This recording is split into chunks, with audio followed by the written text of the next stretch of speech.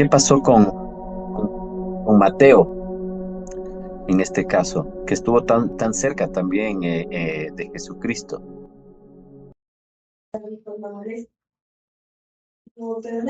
Ok.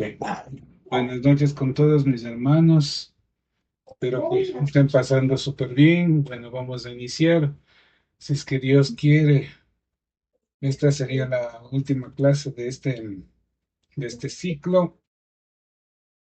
Y veamos si logramos terminar esta última clase, por favor. A ver, de pronto, Luisito, ¿nos puedes ayudar con una oración para comenzar?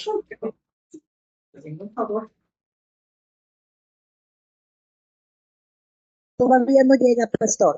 Ah, una llega, Luisito. Entonces, usted Tal de vez aquí, usted de aquí. Por favor, ayúdenos con una oración. Padre Celestial, buenas noches, te damos gracias, Señor. Un día más, Señor, poder estar en tu presencia. Un día más, Señor, que estamos por terminarlo. Gracias a ti, Señor, porque tú nos das la fuerza, nos das la fe, nos das, Señor, esa vitalidad, ese de nuevo, Señor, para poder continuar día a día, Señor, encaminados en tu presencia, confiados en ti, en lo que tú estás haciendo y en lo que vas a hacer, Padre. Solamente nos queda decirte gracias por todo lo que recibimos de ti, amado Dios. Te entregamos, Señor, esta noche nuestras vidas, te entregamos nuestros pensamientos, te entregamos nuestro corazón, nuestro entendimiento. Señor, que tú penetres a nuestro corazón principalmente y a nuestros tuétanos, Señor, con tu palabra, a través del pastor Pablito, Señor, que tú nos enseñes y que sobre todo, Señor, pongas en nosotros siempre humildad y amor para poder recibir tu palabra en nuestro corazón. Cubro con tu preciosa sangre a cada uno de mis hermanos, a los que están presentes y a los que no están, Señor. Cubro con tu preciosa sangre a nuestros hijos, a nuestra familia, Señor, y a nuestros hermanos en Cristo. Los bendigo, Señor, y esta noche glorifícate, Señor, en nuestras vidas. Glorifícate con tu santa palabra. En el nombre de Jesús, amén y amén. Amén, amén y amén.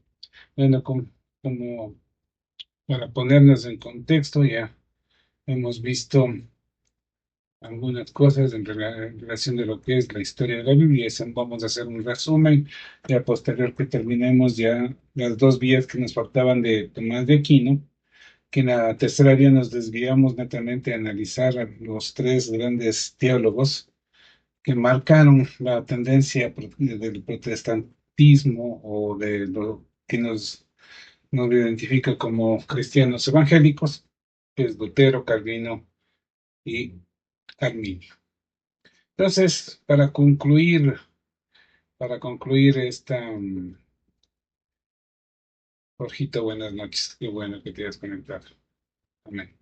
Entonces, para ya terminar este episodio que es la historia de la iglesia, primero vamos a entender las dos últimas vías que en cierta manera Tomás de Aquino eh,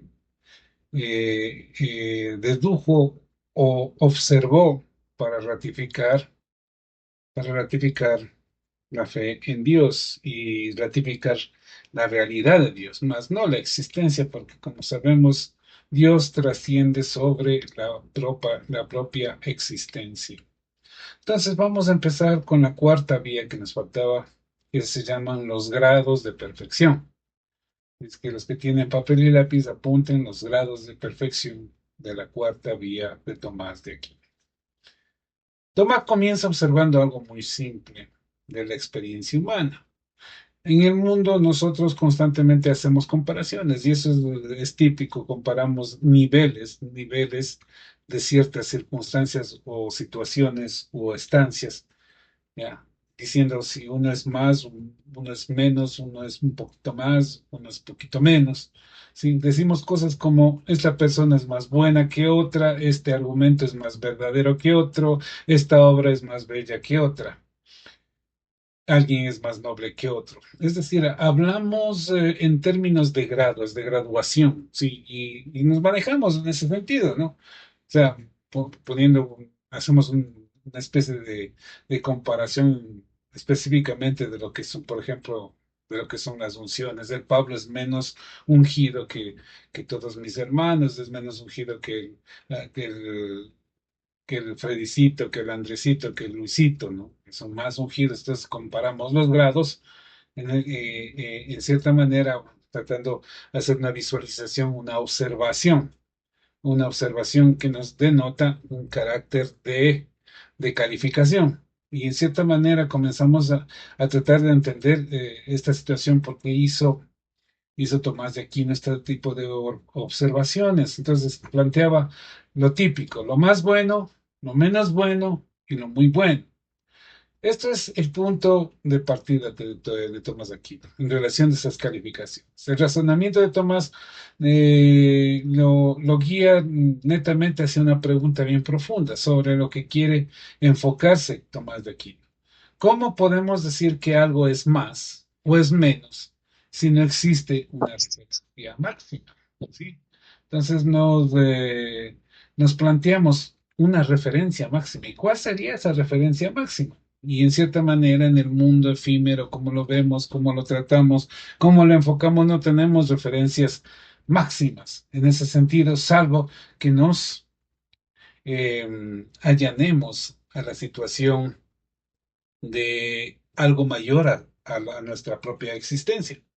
Pero lamentablemente en la realidad, en el mundo real, inclusive nosotros como cristianos, cuando salimos al mundo a hacer nuestras actividades comunes y corrientes, nunca confrontamos a la vida que somos cristianos.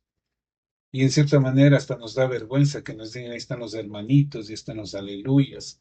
Y ese sentido es como negarle a Dios mismo, más o menos como negó Pedro a Cristo en el momento del temor, en el momento de la tribulación, cuando le dijeron, tú eres uno de los 12, ¿no? ¿Qué estás hablando mal? Yo, ¿cómo? ¿Cuándo? ¿A santo de quién?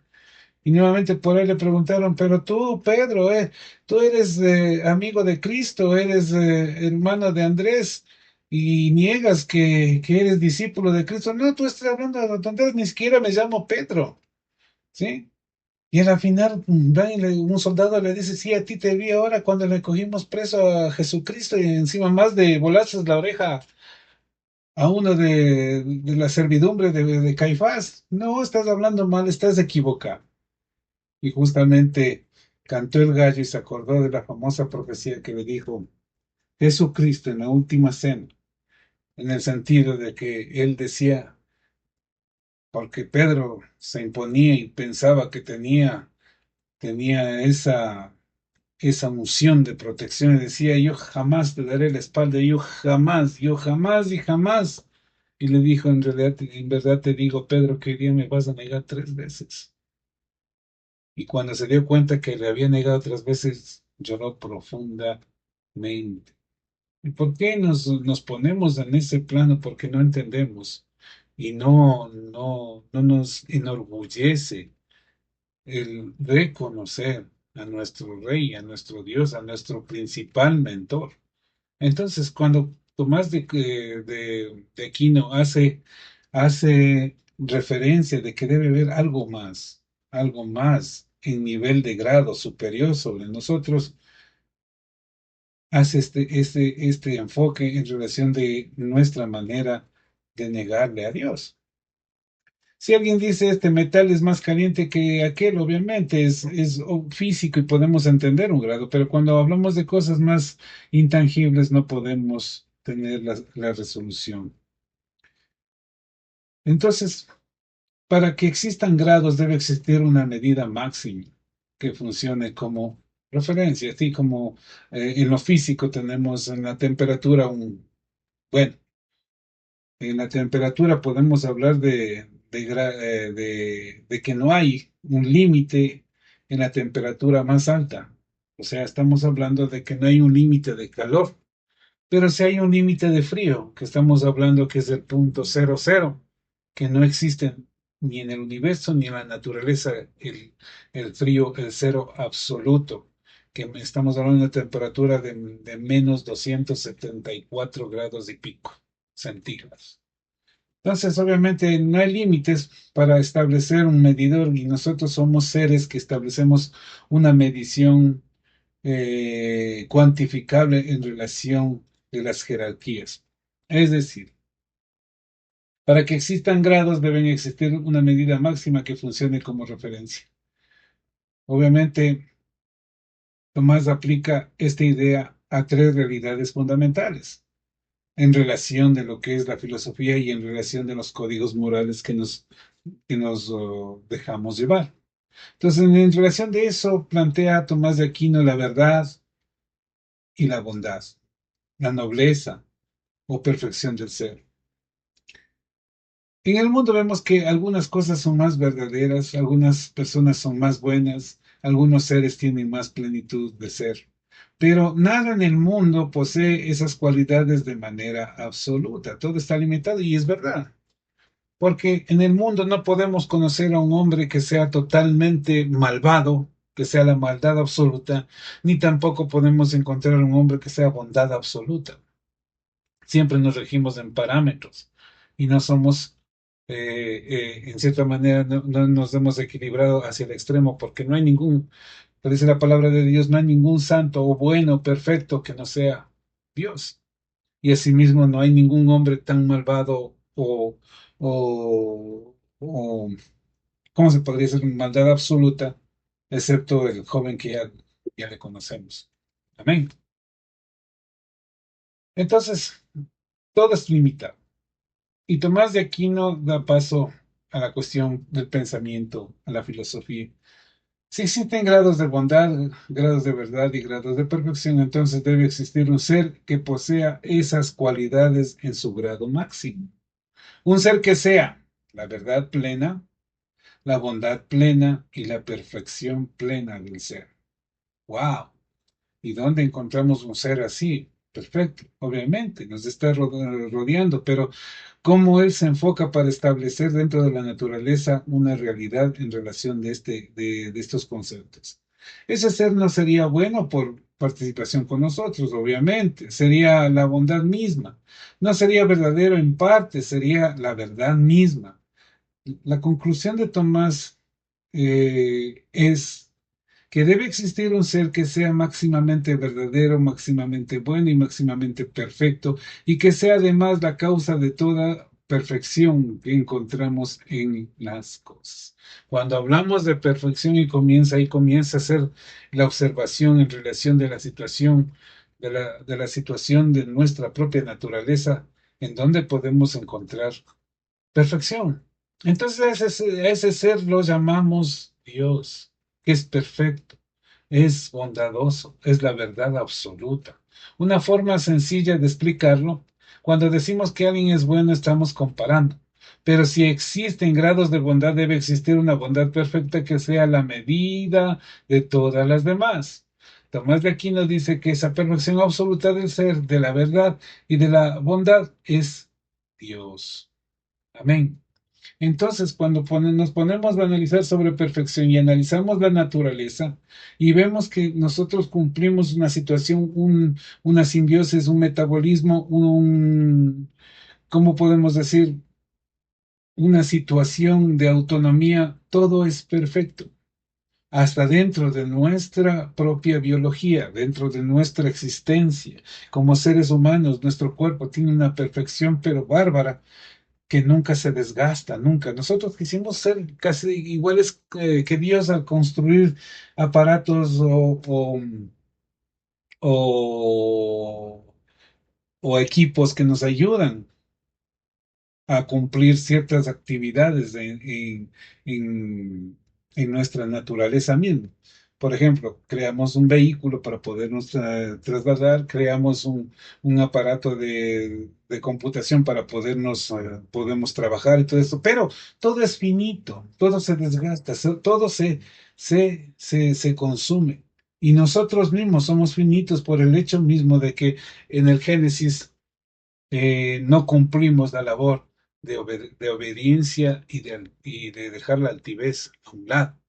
Entonces también somos finitos que a la final envejecemos y morimos, pero toda nuestra existencia, todo nuestro vivir es perfecto. Como dice la teología sistemática, la creación es perfecta y buena. Y al momento que la creación se vuelve en contra de su creador, se transforma en corrupta y, y finita. Amén. ¿Hasta ahí alguna pregunta al respecto? ¿Algún reclamo? Participen, participen, por favor. ¿Nada? Espero que me estén escuchando. Amén. Entonces vamos a la última vía, la quinta vía, que es el orden y la finalidad del universo. Tomás comienza observando algo que todos podemos notar en la naturaleza. El mundo no es caótico, ¿verdad? El mundo no es caótico. El universo se muestra orden, regularidad y dirección. Porque imagínense vivir en un mundo caótico, ¿sí? Un mundo terrible. Pese de eso nos quejamos, porque bueno, partamos de los hemisferios. Si nos vamos a los círculos polares, estamos hablando que ahí tienen solo dos estaciones, que son invierno y verano, pero donde tenemos un invierno crudo, con una total oscuridad, y un verano también del mismo tipo, con una total claridad. Como conocemos en los países nórdicos, existe el sol de medianoche en verano, y asimismo existe la oscuridad de mediodía en invierno. Entonces, podríamos llamarlo una especie de caos, pero aún ahí, Dios es tan sabio para habernos dado una perfección de estabilidad. Cuando nos vamos alejando del círculo polar hacia la línea equinoccial, nos damos cuenta que van cambiando. Y en ese tramo del círculo polar a la línea equinoccial existen cuatro estaciones, como son el invierno, la primavera, el verano y el otoño. Entonces, que son lo mismo que se planteaba en el círculo polar, pero de otra manera, de una manera más suave, más distinta, más llevable. Pese de eso, la gente se queja de que en los países nórdicos, en Europa, en Estados Unidos, en Argentina, en el sur, en Australia, en Sudáfrica, cuando vienen los inviernos, son inviernos recontra fríos y cuando vienen los veranos, son veranos recontra calurosos. Pero cuando nos ubicamos en el centro del planeta donde nosotros vivimos y demos gracias de ese clima primaveral, inclusive estando en la costa o estando en el oriente, en cualquier región, no son climas de extremos. Estamos hablando que vivimos una eterna primavera, un eterno otoño, se podría decir, en relación de la temperatura. Entonces, no estamos en un mundo caótico. Si nos pusiéramos a analizar situaciones, por ejemplo, si viviéramos en Mercurio, tendríamos una noche de 40 días en la oscuridad a una temperatura de menos 200 grados para congelarnos y tendríamos 40 días de absoluto calor a más de 500 grados centígrados. Entonces sería caótico, terrible. Igual, si nos vamos a Venus, analizamos que las presiones, las temperaturas son terribles con gases de ácido sulfúrico y todo en la atmósfera de Venus, no podríamos subsistir ni un segundo. Al igual que Marte no tiene oxígeno, o sea, son sistemas caóticos, ¿sí? Entonces comenzamos a analizar dentro de nuestro planeta está situado a una distancia correcta y perfecta de su estrella, el Sol, que nos permite tener vida, ¿ya? Entonces el universo muestra orden, regularidad, direcciones, inclusive el lugar donde está ubicado el sistema solar. No es un sistema caótico como que se han puesto a analizar los científicos. Si viviéramos en el centro de la galaxia, terriblemente tendríamos cada temporada de tiempo caos, cataclismos terribles, o de pronto nos engulliría el gran agujero negro que está en el centro de la galaxia, que es súper masivo, y dejaríamos de existir. Entonces, haciendo ese análisis, por ejemplo, el sol sale cada día, las estaciones siguen su ciclo, las semillas se producen, la planta según su especie nace, el cuerpo humano funciona con precisión. Lo que les damos de referencia, las leyes de la naturaleza mantienen estabilidad en el cosmos. Es decir, muchas cosas en el mundo actúan de manera ordenada y dirigida hacia un resultado. Entonces, el azar no nos puede mantener dentro de una vida estable, ¿sí? Cuando hablamos de azar, hablamos de caos, que se dieron las cosas, pero por azar. No es algo preestablecido, ¿sí? Entonces, el punto clave de Tomás de Aquino dice, al observar muchas cosas que actúan con orden, no tienen inteligencia dentro de nuestra realidad. ¿Y qué significa eso? Una planta no piensa, una estrella no razona, una piedra no dice caer, y sin embargo actúan de manera regular y dirigida. Una semilla siempre tiene a convertirse en árbol. Los cuerpos naturales siguen las leyes constantes. Entonces Tomás se hace la gran pregunta, ¿cómo pueden cosas que no tienen inteligencia actuar de manera ordenada hacia un fin o un propósito? Y comenzamos a entenderle Dios que tiene un fin y un propósito en relación de cada vida de cada uno de nosotros. Inclusive el estar aquí aburridos escuchándole al Pablo tiene un fin dentro de nuestra vida y un propósito en relación del camino que hemos decidido de seguirle a nuestro Señor Jesucristo. Amén. Por ejemplo, una flecha vuela hacia el blanco, pero la flecha no tiene inteligencia, tiene que ser teledirigida. Llega al objetivo porque alguien la dirige. Ese alguien es un arquero. Entonces, obviamente, Tomás dice, si las cosas naturales que no tienen inteligencia actúan consistentemente hacia ciertos fines, entonces debe existir una inteligencia que ordena y dirige la naturaleza. Una inteligencia que estableció las leyes del universo, el orden de la naturaleza y todo. Entonces, eso nos hace entender que existe un Dios que tiene todo establecido y tiene el control de todo. Y así vemos que las cinco vías de Tomás de Aquino nos dan una predisposición a entender, analizando y viendo este mundo de la realidad de nuestro Dios. Porque aun que seamos cristianos evangélicos y nos guiamos por la fe, tenemos flaqueza y tenemos por las tribulaciones, por las circunstancias de la vida, por cuestiones efímeras que no tienen eh, cabida dentro del propósito de Dios, venimos a la incredulidad. Como el pueblo de Egipto, que volvemos como el pueblo de Israel cuando salió al desierto huyendo de Egipto, regresaban a ver y decían, en Egipto comíamos carne.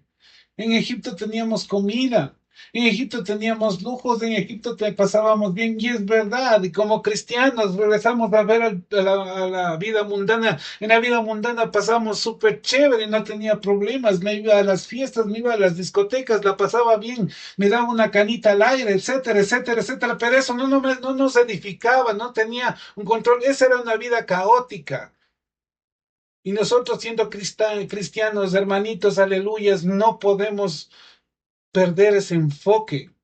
Y por esa razón, cuando revisamos lo que dijo Tomás de Aquino, comenzamos a tener más convicción y coherencia en nuestra propia vida de ver la creación de Dios, lo que hizo Dios en favor de quién, de nosotros. Amén. Hasta ahí algún reclamo, alguna censura. No me dejen Amén. hablar solo. ¿Sí? No me dejen hablar solo. Amén, amén, yo. A ver.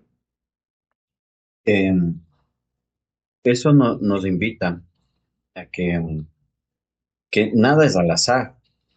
Entonces yo comparto, quizá me identifico muchísimo con Tomás de Aquino, porque la creación específicamente de nuestro planeta es tan increíble que si se pasaba un poquito más para hacia adelante o hacia atrás, no existe vida.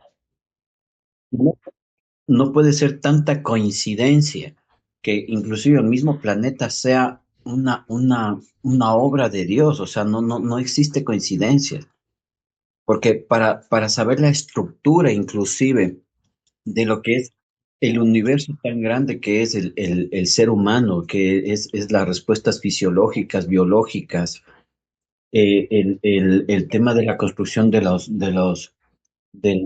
tomo y todo eso, es increíble. Hasta inclusive es tan perfecta la creación de Dios que no es una coincidencia, que genera ondas magnéticas que se llama el campo de las ondas de Schumann, que justamente tienen una resonancia con nuestra pineal. Entonces, todo eso es creación de Dios. Nada es azar, nada. Todo tiene que tener un principio de creación. Yo personalmente, hablando científicamente, he hecho una capacitación médica y directamente al funcionamiento de la molécula. Y toda esta cuestión, eso tiene que ser una obra de una creación, porque no existe alguien humano, lo que sea, para crear tanta perfección como es el cuerpo humano. Hay más semejanza.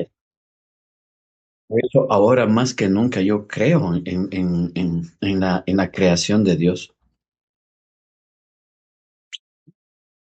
¿Alguien más? Eh, sí, sí, buenas noches nuevamente con todos. Sí, quería hacer una preguntita. ¿Me escuchan bien? Mira, Sí, mi Juanquito. eh, obviamente aquí hablamos de que y entendemos, ¿no? Que Dios lo creó todo y hay un orden. Y las cosas se sostienen, pues obviamente por el poder de Dios, ¿no? Además que obviamente la nada, nada crea. Entonces, Sí, por ende, todo tiene una razón, todo tiene un origen, en este caso. Pero justamente en base a eso, hay una inquietud también, ¿no? Que bueno, yo ya la he visto en algunas partes.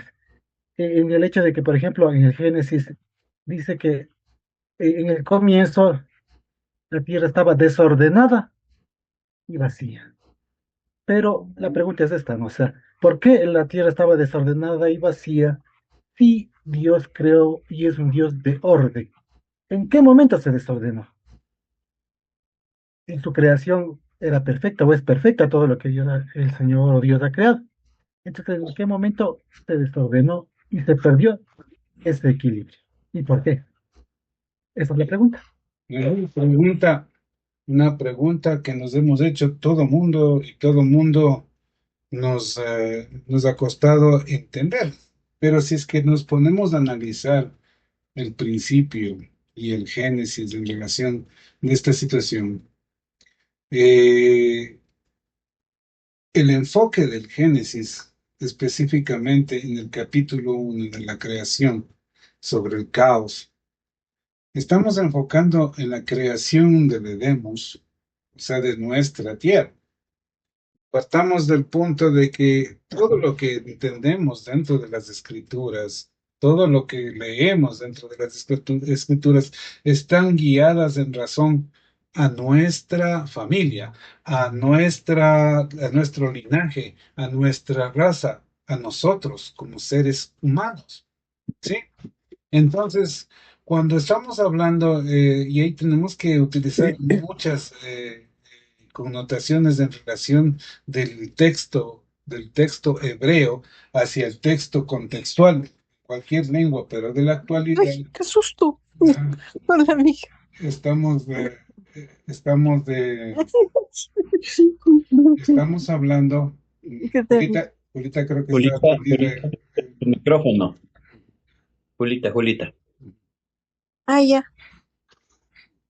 Entonces Disculpe. estamos hablando de que el universo, como lo plantea la traducción que le estamos dando a nuestro lenguaje, el universo no es el universo y la expansión total. Por eso hace una terminología y hablaba sobre expansiones sobre las aguas o expansiones debajo de las aguas, cuando estaba hablando que la expansión o el infinito es lo que nosotros ahora conocemos como universo, lo que está fuera de la Tierra. pero el término textual que le traducimos como universo es netamente, es nuestra zona de confort, el Edén que se dice, o el Edemos, ¿sí? Y cuando nos enfocamos a ese punto, estamos hablando de que Dios viene de una trascendencia mucho anterior a nuestra propia creación. Entonces, obviamente, cuando comenzó la creación, y vámonos a lo científico, vámonos a la creación del sistema solar, que como ustedes saben, de acuerdo a las teorías planteadas por los científicos, era una nube de polvo que comenzó en un punto de singularidad a ejercer la gravedad, a unificarse los elementos, ¿sí? Los más pesados al centro y los más livianos hacia afuera, en donde de los más pesados se fusionaron y sabemos que el elemento principal dentro del universo es el hidrógeno y el helio y partes del oxígeno fusionaron en una fusión nuclear y se creó la estrella que conocemos como el Sol. Y comenzaron a dar forma el resto de elementos que giraban alrededor, formándose en un terrible caos, formándose, unificándose las partículas del polvo, las rocas y todo en distintos elementos como son los planetas que actualmente conocemos. Entonces, cuando asociamos todo, nos damos cuenta que ese todo nos lleva a comprender mejor la situación. Entonces, cuando hace referencia a Dios del caos, en relación del Génesis, está hablando del caos que se formó, que se formó en el momento de la creación de nuestro propio sistema, de nuestro propio planeta, de nuestro punto de origen. ¿Sí? O sea, pongámoslo en el plano no textual, sino simbólico de cómo Dios fue actuando y creando las situaciones. Obviamente que no vienen al caso en relación de cómo poder plantear la realidad de Dios, cómo establecer que Dios es real a través de una simple observación. Y una simple observación nos puede llevar a una conclusión de fe en nuestro corazón, de una fe en el sentido de saber y entender las cosas en relación de la realidad. Porque a veces la cultura, ya Andresito, la cultura, la tradición nos enfoca en una situación mítica que a veces no tiene sustento valedero cuando no somos observadores de la realidad. Sí, Andresito. Gracias, Pastor. Y justamente muy buena pregunta la que hizo Jorgito, porque ¿y qué pasa con el caos? Y eso lo vemos inclusive después de algo que se llama caos, y cuando se ordena el caos, viene una creación perfecta. ¿Sí? Y eso a veces también es del ser humano así. Y cito también la palabra que tú nos enseñaste de las semillas y los tipos de terrenos, que pasamos a veces por un terreno siendo piedra y después con espinos. Y justamente todo eso puede ser un caos, pero en el momento que se ordena el caos, viene la creación perfecta, que justamente viene la hermosura de Dios. Yo creo que a veces muchos de nosotros pasamos por un caos y tenemos que pasar por ese caos para reordenarnos y justamente tener el gozo del Señor en nosotros, que es una hermosura tan grande. Entonces yo lo siento así también, ¿no? Que tuvo que haber pasado el caos. Y así mismo, fue la creación del universo y fue la creación también de este planeta por un caos, y justamente tuvo que pasar ese proceso para tener una belleza, ¿no? Que es lo que justamente es la gran comisión que quiere Dios sobre nosotros, que la obra todavía no se termina. Amén. Amén. Espero, Jorgito, que estés un poquito satisfecho con esa respuesta, que es la más lógica en relación de lo que Tomás de Aquino profesa.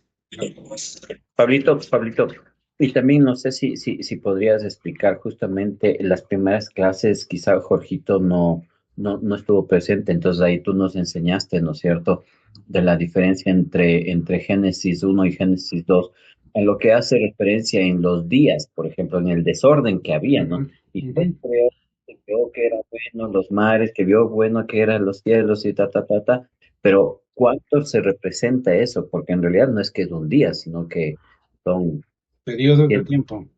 Son de periodos de tiempo. Son pues sí, periodos de tiempo que ni siquiera entendemos de cuántos serán esos periodos de tiempo. Ahora, si es que los dividimos a periodos de tiempo, tal vez, si es que ahí hay un matemático, bueno, dividan 4.000 millones para 7, estaríamos viendo más o menos en qué tiempo se dieron las eras, pero a veces no es así, ¿no? La creación del hombre es más reciente que la creación del mundo. La creación del mundo, estamos hablando científicamente que habla de 4.000 millones de años y la aparición del hombre como Homo sapiens, como el hombre inteligente, estamos hablando máximo de 300.000 años. ¿Sí? Entonces somos muy recientes en este mundo, en esta historia, y hay muchas historias, hay muchos relatos, hay muchos mitos que en cierta manera pueden llegar a concluirse en relación de nuestra creencia. Ahora, partamos del punto, ya que les hago un adelanto en relación de lo que es la historia de la Biblia. La Biblia se la escribió, les hago una pregunta, perfectamente. ¿Quién escribió el Pentateuco, los 5 primeros libros que son de la ley? Génesis, Éxodo, Levítico, Números y Deuteronomio. ¿Quién escribió? ¿Cuál fue el autor? ¿Quién me dice? Escribió Moisés. Buenas noches, hermano. Buenas noches, Julita. Perfecto, Moisés. ¿Quién más me ratifica? ¿Quién más le apoya a Julita? O sea, efectivamente dice Moisés, pero justamente en lo que hemos aprendido puede ser que los primeros textos no escribió Moisés, sino puede ser el pueblo de Sumerio. Entonces, pero ya nos meteríamos a otra cosa. Pero sí, Y hay una contradicción ahí entre los dos. ¿Ya? ¿Quién apoya al Andrés? ¿Quién le apoya a Julita? Opinen, opinen. Ahora es de opinar, no en el culto. Opinen. ¿Mm? Nadie, todos otorgan, o sea, la Julita y el Andrés tienen razón. Para los Milita. Moisés escribió de todos esos 5 libros, pastor. Ven y está apoyando a la Julita. Ya está ganando la Julita. ¿Quién más? ¿Nadie más? Bueno, ajustense en los cinturones. Ahí va. Nadie sabe quién escribió, ni siquiera los textos que enfocan, por ejemplo, Isaías, Oseas, Amos, Ezequiel, ni siquiera ellos, no se puede decir quién los escribió, ¿ya? No se tiene un aval en relación de quiénes fueron los autores. Pero de acuerdo al estudio de muchos teólogos, arqueólogos, antropólogos, etcétera, etcétera, etcétera, se aduce, partamos del punto, ¿sí? Y hay un punto que nos desasna totalmente, que es lo que dice en Josué 1:8. ¿Qué dice Josué 1:8, Andresito? ¿Por qué no me acuerdo? A ver. ¿O quién se acuerda? ¿Quién se acuerda de lo que dice Josué 1:8? El Amén, sexo pastor. A ver, Sonita.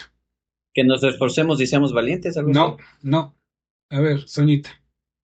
Dice, nunca se apartará de tu boca este libro de la ley, sino que día y noche meditarás en él, para que hagas todo conforme lo que en él está escrito. Entonces harás prosperar tus caminos y todo te saldrá bien. Amén. La Soñita es mi alumna. Perfecto. Amén. Amén. Bien, Que eso dice va. la palabra de Dios, nunca apartaré de mi boca este libro de la ley, más meditaré en él de día y de noche y todo lo que haga y todo lo que piense, todo lo que me proyecte me saldrá bien. Ahora, vamos a analizar este versículo antes de, y adelantándonos a la historia de la Biblia. ¿Qué quiere decir cuando habla Josué que nunca apartaré este libro de mi boca? Cuando hablamos de libro o de biblos o del término hebreo de la palabra, quiere decir la tradición vocal, porque los hebreos no tuvieron escritura sino hasta el año 700 antes de Cristo, y estamos hablando qué pasaba en el año 700 antes de Cristo. El pueblo hebreo había sido llevado ¿a dónde? A Babilonia, a la Caldea, que son descendientes de Ur, de Sumeria, ¿ya? Donde ahí comenzaron a elaborar los textos. Entonces, cuando Josué dice, nunca apartaré este libro, cuando habla de libros, de biblos, estamos hablando del mensaje, la tradición pasado oralmente desde sus padres hacia sus hijos.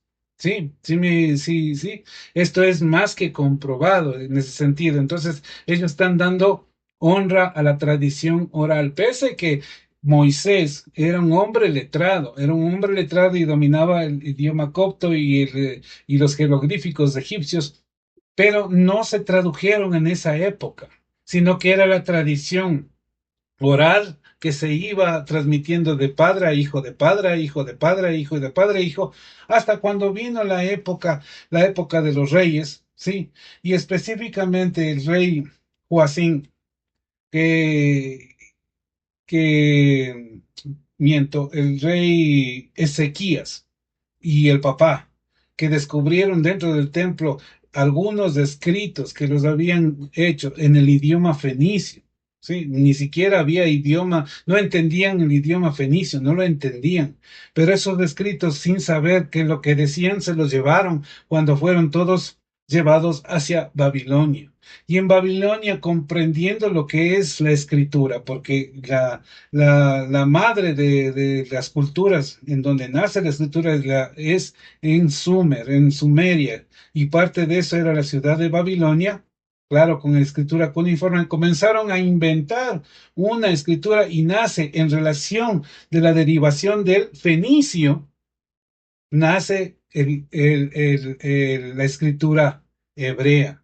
Y mm, se da más que por hecho que el libro de la Biblia, con sus profetas y todo, hasta Daniel, que fue el último que quedó en ese punto, escribieron todos esos sucesos en la Babilonia y se mezclaron con un montón de tradiciones babilónicas. O sea, no venían siquiera de la tradición oral hebrea o israelita o de Jacob, sino que se mezclaron con las tradiciones sumerias. Amén. Pero eso lo vamos a entender dentro de lo que vamos a estudiar la historia de de la Biblia. Pero como les veo bastante cansados de todo eso, obviamente vamos a tener unos 10 años de vacaciones para cuando se animen, me mandan un mensajito y me dicen, Pastor, de pronto pueden darnos la historia de la Biblia, perfecto, yo ahí lo haré con mucho gusto, mis hermanos. ¿Alguna respuesta, alguna crítica, alguna censura, algún malestar, algo? Sí, quería agregar algo, ¿no? ¿Ya? Bueno, siguiendo debatiendo desde el punto de vista que Dios obviamente creó todo y hay un orden y lo sostiene todo. Entiendo yo, bueno, y por cosas que uno busca también, ¿no? Eh, que obviamente que antes de la creación, pues, de la tierra como tal, o del paraíso que entendemos del Edén, eh, yo entiendo que ya hubo una creación anterior, que es básicamente, yo diría, del mundo o el universo celestial, angelical, antes de la creación del hombre mismo, ¿verdad? Ujú. Y entiendo yo, obviamente, que cuando Luzbel, Satanás, ahora se reveló, él fue arrojado a la tierra, ya existía la tierra para entonces. Y en el momento que él fue arrojado, no sé si tal vez ese fue el momento en el que la tierra se desordenó. Porque cuando nosotros nos percatamos, cuando Adán y Eva estuvieron, Satanás ya estaba en la tierra. No es que apareció después, él ya estaba en la tierra. Y ya era Satanás, no, ya no era un ángel. Entonces yo entiendo que la tierra, ya había la preexistencia de la tierra y el hombre obviamente fue ubicado en esta después por la creación de Dios mismo, ¿no? Pero ya había ese antecedente, digo yo, o estoy equivocado. No, ese es un punto de vista, mi querido Jorgito, está bien, pero no nos dejemos, ¿cómo decir? No nos pongamos en una situación absolutista en relación de lo que dice el texto, porque si nos ponemos en relación de lo que dice el texto, el texto de acuerdo a las generaciones y en relación de los tiempos que marcaban la vida de los patriarcas. Estamos hablando que Adán vivió 1200 y pico de años y Matusalén vivió 1201 años, por eso es el hombre más viejo. Ya, entonces iban sumándose las jerarquías hasta la época del Nuevo Testamento, ¿no? Y haciendo cálculos en relación de esa cronología, la Biblia no llegaría ni a 4000 años, ¿ya? Y si hablamos que el comienzo del mundo comenzó hace 4000 años, es que lo cogemos textualmente, estaríamos hablando de qué pasó con lo que se calculó en relación de lo científico, que estamos hablando 4000 millones de años. O sea, entonces, lo que habla la Biblia en el sentido simbólico, estamos hablando, como dijo el Andresito, de 7 periodos, que no sabemos del tiempo que significaba cada periodo. El tiempo cuando creó la luz, cuando creó la tierra, cuando creó las aguas, los animales. Cada periodo implica un periodo o un lapso de tiempo que no lo podemos definir. Amén. Sí, mi querido Jorgito. Entonces no podemos ser tan absolutistas en relación de la cronología de lo que dice el tiempo, ni siquiera, inclusive de que Adán, bueno, o supuestamente Adán era el primer hombre en relación de lo que Dios hizo su escogitamiento del hombre de Dios, de la creación de Dios. Pero cuando hablamos de lo que dice, lo significa el texto, Adamos o Adán, significa humanidad. Eso significa el nombre Adán en hebreo, humanidad. Y cuando comenzamos a dar el contexto, y en Génesis 1 habla, y Dios creó al hombre o Adán, implica Dios creó a la humanidad. ¿Sí? Entonces, es un estudio bastante complejo y gracias a Dios me Dios me puso y estoy escribiendo una traducción bíblica completa en relación del texto antiguo directamente a la interpretación en nuestro lenguaje. Y hay agua cápite en relación de lo que estaba sucediendo en esas épocas, de lo que quería decir. Y no es que la Biblia cae en contradicción, sino que son la terminología textual, la literatura, la exégesis y en relación de la cultura de los hebreos escritas en esa época. Y de acuerdo a la cronología, en referencia de la arqueología, de la antropología, el escrito de la Biblia no tiene más de 2800 años. Sí, inclusive según la cronología debería ser 4000, pero tiene los primeros escritos datan de esa cronología de hace 2800 años. Estamos hablando en el año 800 antes de Cristo. Pero eso lo veremos cuando veamos la historia de la Biblia, cuando todos ustedes se pongan de acuerdo y ya se den un tiempito de soportarle al Pablo y le digan al Pablo, danos la historia de la Biblia, mis hermanos, para poder entender estos puntos. Amén. ¿Algún reclamo más? ¿Alguna censura? Sí quiero decir algo, Pastor Pablito.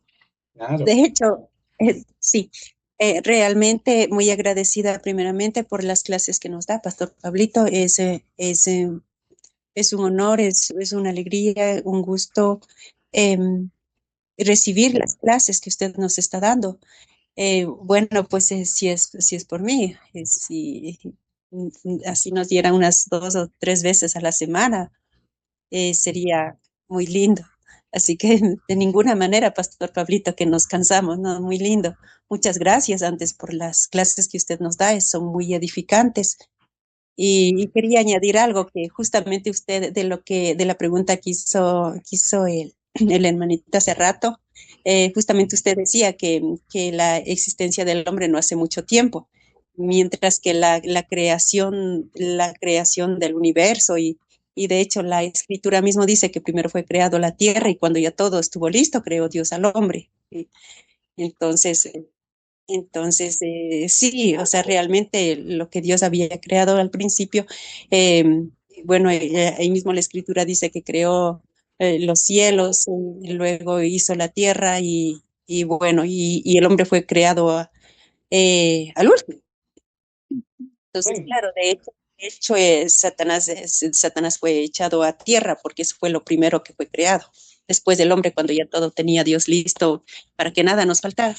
Eso, Pastor Pablito, y nuevamente gracias por las clases y sí, muy lindo. O sea, cuando usted nos da las clases, no, así se pasan 2 o 3 horas. Bueno, para mí muchas gracias. Para mí es amén, muy lindo. Soñita. Amén, Soñita, gracias. Gracias por haberme soportado más de 10 años y No, gracias. sigue aguantando. Gracias, Soñita. Gracias. Gracias, gracias por ese sentido. Sí, sí, lo que usted dice tiene razón. Y también lo que plantea Jorgito tiene razón, sí, que el ángel caído estuvo mucho tiempo atrás de que venga el hombre a este mundo. Y por esa razón se encarnó en la serpiente de acuerdo a lo que dice el texto, ¿no? Pero como les digo, toca hacer un análisis bastante bien profundo en lo que es de exégesis. Y bueno, les estoy debiendo un libro, ya les voy a pasar el libro, ya que terminemos clases, les voy a pasar el libro que les prometí. Les voy a pasar parte del escrito de la traducción que estoy haciendo para que ustedes se den cuenta cómo es la dinámica. Y espero que en unos 10 años termine esa traducción y estar hablando de que ahí voy a integrar todos los libros apócrifos, deuterocanónicos, todas las cuestiones de análisis para que sea una Biblia de estudio. Amén. Antes de entrar al resumen general, ¿algún otro reclamo, otra censura?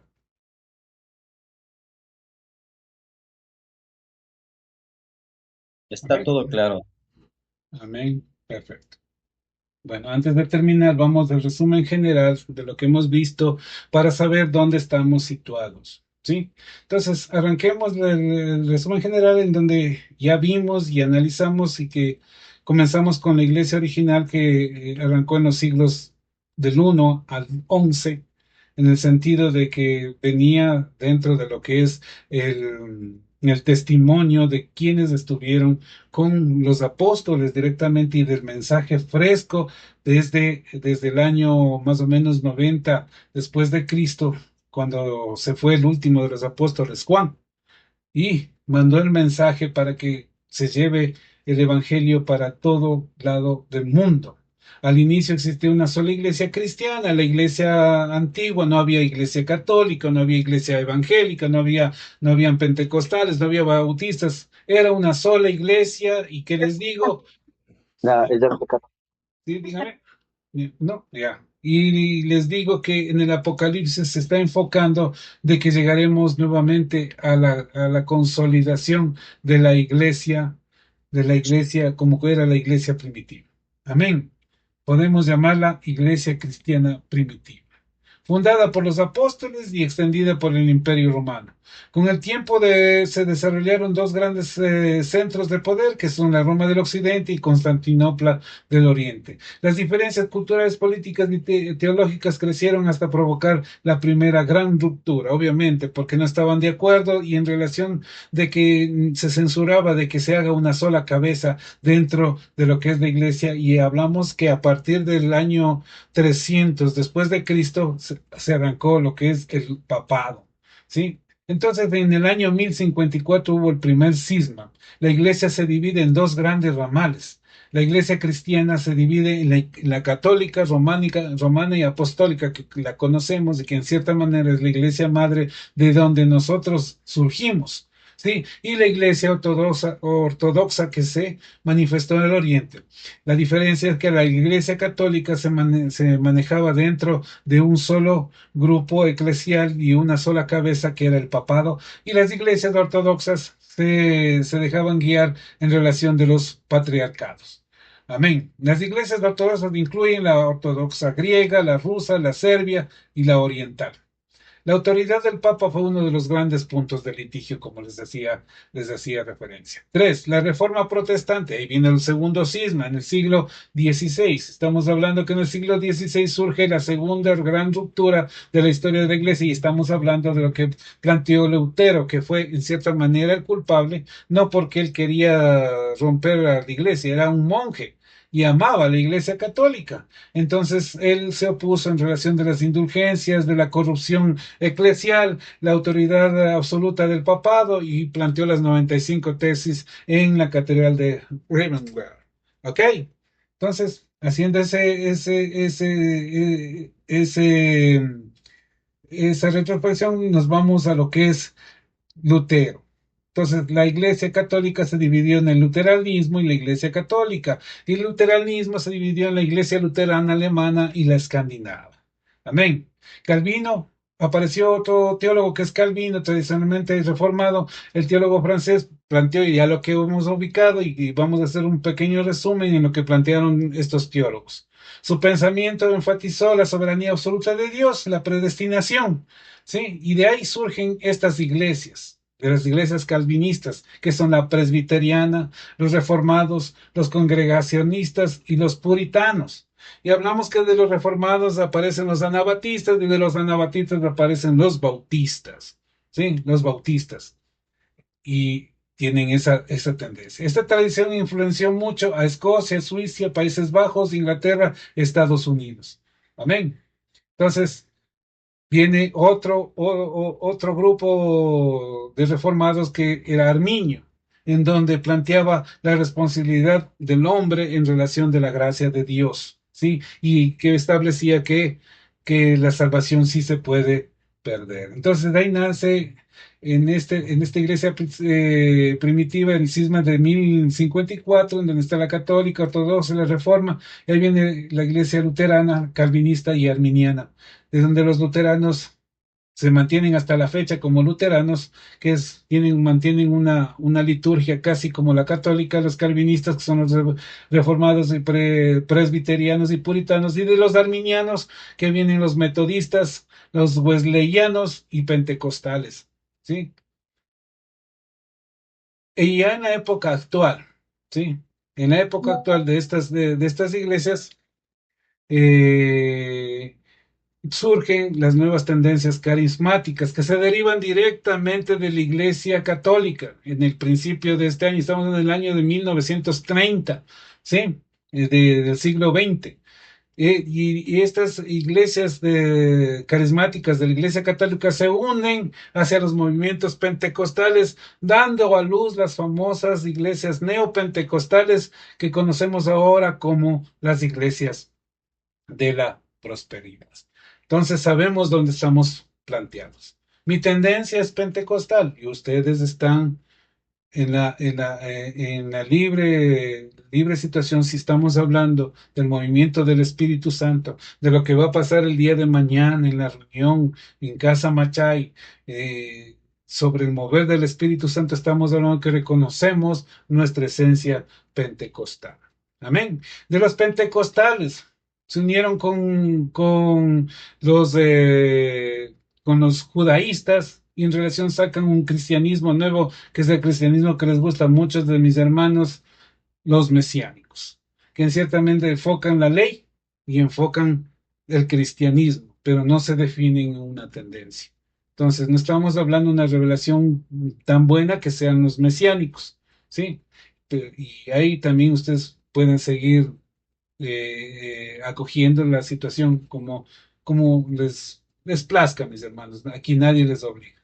Mi tendencia es pentecostal, no sé la de ustedes, pero no somos ni calvinistas ni luteranos, venimos del estirpe de Arminio. Amén. Hasta ahí, ¿algún reclamo? ¿Alguna censura? Por favor, quisiera que participen todos, no se queden callados porque el que calla otorga y después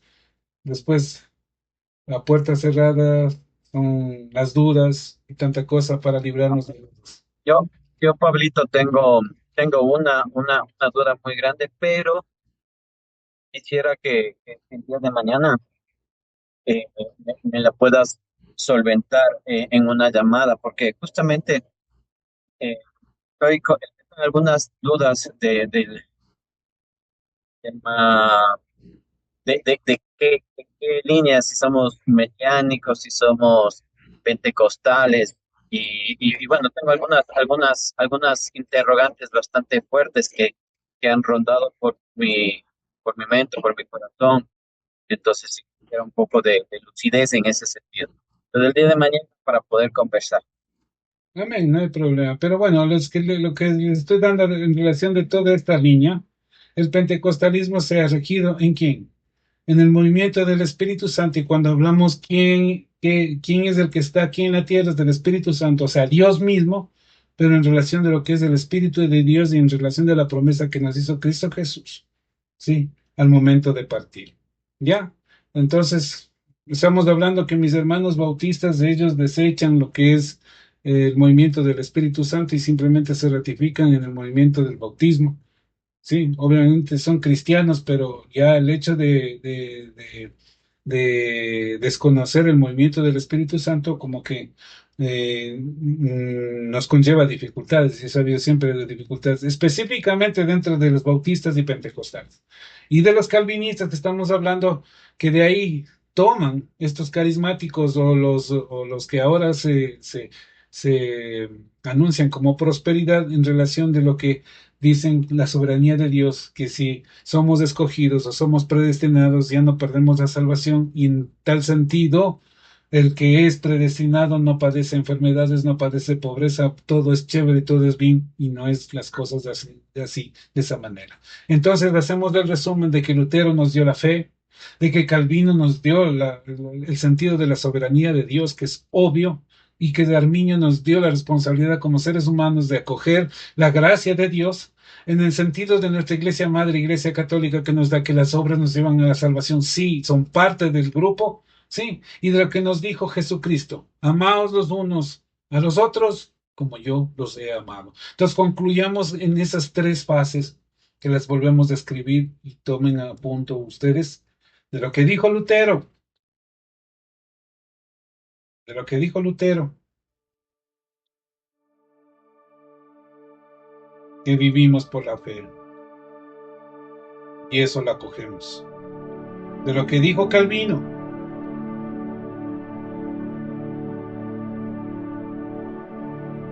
que Dios es soberano, y eso es indudable. De lo que dijo Arminio,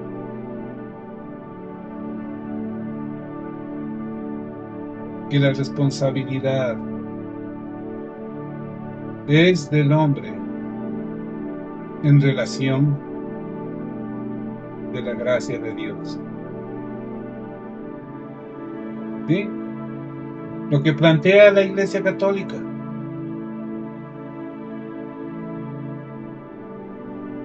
que la fe sin obras es una fe muerta, aunque ellos le dan totalidad de enfoque a las obras, pero son parte de nosotros mismos.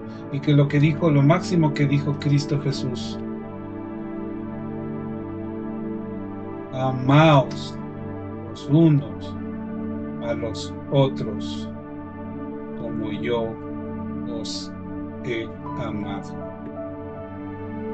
Amén. ¿Algún reclamo al respecto? Grábense en estas tres cosas fundamentales para saber dónde estamos pisando. De Lutero nos vino la esencia de vivir por la fe, a leer la palabra, de lo que nos dijo Pablo en sus cartas. De Calvino viene el asunto de reconocer la soberanía de Dios. De Arminio, que nos da la potestad de que nosotros como hombres tenemos la responsabilidad básica de la gracia de Dios. De la Iglesia Católica, que la fe sin obras es una fe muerta, pero no nos vamos a coger solo a las obras. Y de Cristo Jesús, que nos dio el hecho, el máximo, que es lo más importante, y lo voy a resaltar aquí, mis hermanos, que es lo más importante en relación de que nos amemos los unos a los otros, con el ejemplo. Amén. Hasta ahí. Quiero reclamos, quiero censuras, por favor. ¿Bien, pastor? A ver, Yaquita. Quiero sus reclamos, o si está el Luis escuchando, me gusta que me reclame Luis. Estoy aprendiendo. Sí.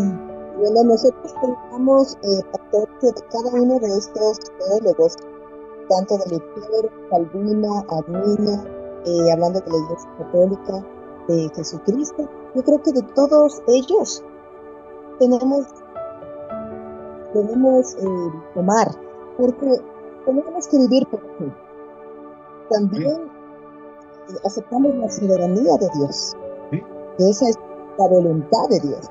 Por eso siempre oramos, Señor, que sea tu voluntad y no la mía. Así, la responsabilidad humana que nosotros tenemos de ser responsables con nuestra salvación y aprender esa oportunidad de tener y vivir bajo la gracia de Dios. Entonces tenemos, yo creo que considero luterano, calvinista, en ese sentido. La Iglesia Católica también, porque también tenemos que hacer obras, no pensar que las obras, solo por las obras somos redimidos, no tampoco, pero sí las obras. Lo más importante de todo, pienso que de todo esto lo más importante es lo que dijo Jesús, porque si no tengo amor, si yo no me amo, ¿cómo puedo amar a mi hermano? ¿Cómo?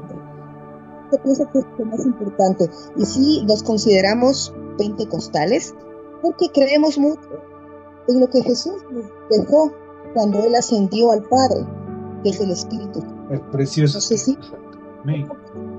consideramos, nos gusta la música que hacen los mesiánicos, nos gusta mucho, estudiar el hebreo es hermoso, pero sí en nuestro caso nos consideramos pentecostales también. Amén. ¿Algún mesiánico que quiera reclamarme? Yo le veo al mesiánico del Freddy, no me reclama, no me dice nada. Fredicito. Bueno, espero que ya con esto tengamos más clara la película de nuestro fundamento, de lo que predicamos, para qué predicamos y a dónde señalamos. Espero que tengamos más claro, por eso quisiera alguna duda que pregunten. Gracias, Jorgito, por preguntar, son buenas las dudas, poner en este plano para podernos entre nosotros ayudar y llegar a tener un criterio, un discernimiento de lo que Dios quiere y lo que está queriendo con nosotros. Por eso quisiera que pregunten cualquier duda que tengan. Por favor, mis hermanos, no se queden callados o compartan su situación, como lo hace Yaquita. No, que me den la razón a mí, no quiero que me den la razón, sino que ustedes mismos afloren en relación de todo lo que hemos aprendido.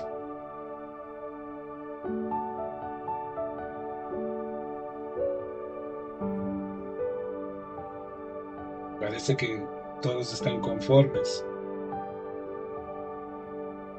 Hablen, no se queden callados. Sí, Pastor Carlito, realmente sí es la verdad.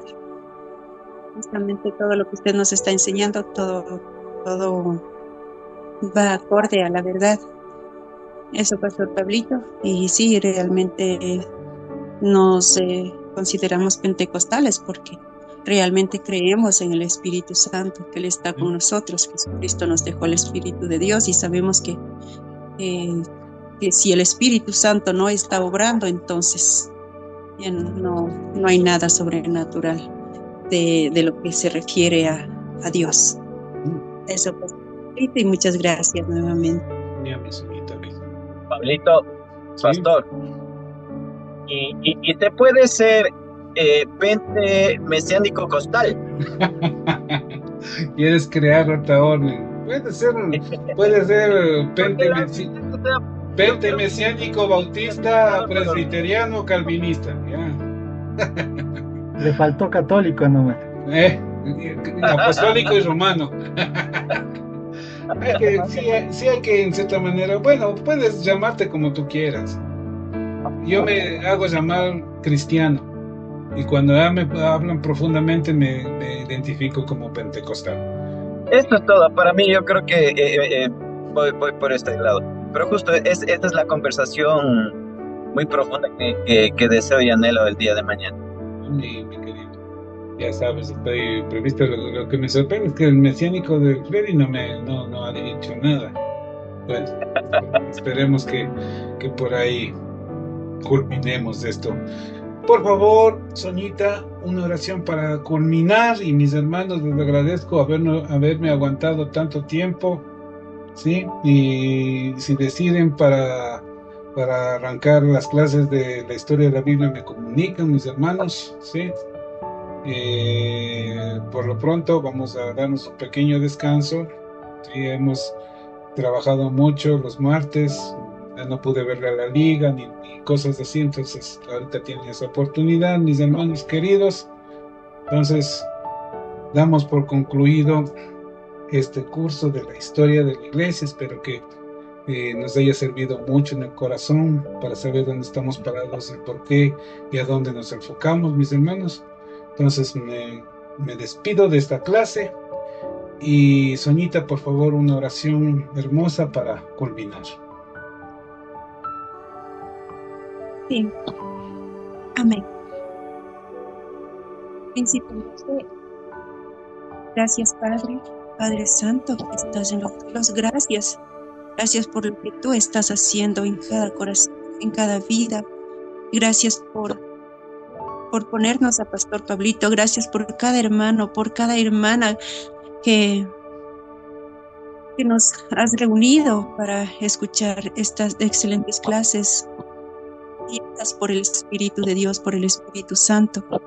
Gracias, precioso Dios, por la vida y por todo lo que tú haces, por tu bendita palabra, que realmente cobra vida dentro de nosotros y nos transforma de adentro hacia afuera a ser como tú quieres, precioso Dios, porque tú estás trabajando por medio del Espíritu Santo con tu bendita palabra, que es Jesucristo mismo, guiándonos hacia la verdad, enseñándonos todas las cosas que Jesucristo mismo nos ha enseñado. Precioso Dios, desde lo más profundo de mi corazón, estoy eternamente agradecida por haberme puesto en mi camino, a Pastor Pablito y a cada hermano que aquí nos hemos congregado y nos hemos conocido. Y también, Padre Santo, gracias por la familia, por cada familia que tú nos has dado, de cada hermano, de cada uno de nosotros. Sabemos, precioso Dios, que tú estás obrando para que la extensión de tu reino avance cada día más con el obrar de tu Espíritu Santo. También gracias a Jesucristo, nuestro Rey, nuestro Redentor, nuestro Salvador, quien nos redimió. Por Él somos salvos. Gracias al Espíritu de Dios, Espíritu Santo, que tú estás con nosotros todos los días, siempre allí atento al clamor de cada uno de tus hijos, precioso Dios. Gracias, precioso Padre, por todo. Eternamente agradecida. Yo no tengo palabras cómo expresar ese agradecimiento tan profundo que siento dentro de mi alma, dentro de mi corazón, porque todo lo que tú estás haciendo con cada de mis hermanos. Los amo mucho, precioso Dios. Te amo con todo mi corazón. Y